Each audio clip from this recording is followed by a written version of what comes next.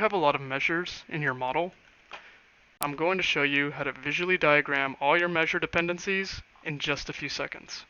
Come to Data Goblin's GitHub and copy this entire script.